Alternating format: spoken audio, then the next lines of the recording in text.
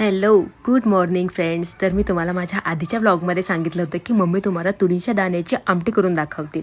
तर त्यासाठीच त्यांनी तुरीचे दाणे निवडून घेतले, छान मिक्सरला बारीक करून घेतले आणि मग एवढं मोठं तेल टाकायला लागतं या भाजीला, कारण त्याशिवाय ते दाणे भाजल्या जात नाही व्यवस्थित. मग मम्मीने असेच मसाले वगैरे टाकले सर्व आणि त्यात मग हे दाणे असे मस्तपैकी भाजून घेतले.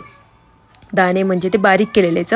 आणि मग त्यात पाणी घातलं, थोडं नाही जरा जास्तच लागेल पाणी, कारण ही भाजी ना घट्ट होते थोड्या वेळानंतर.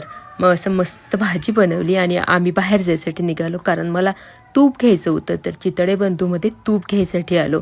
यांनी आतमध्ये जाऊन एकट्यानेच घेतला आणि मग मला ग्रीन भाजीपाला दिसला आणि हिवाळ्यात याचा तर सीझनच असतो.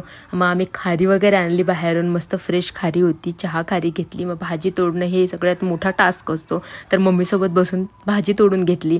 रात्रीसाठी खिचडी बनवायची, तर ते पण तुरीच्या दाण्यांचीच, कारण शेवट आहे, संपायला आलं आहे तुरीच्या दाण्याचा सीझन. तर मग त्याच म्हणून खिचडी बनवली मस्त आणि मग बाहेर जायसाठी निघालो, कारण की रात्रीचा वॉक, जेवण जरा हेवीच होऊन गेलं होतं आणि मग आम्ही असं वॉकला आलो.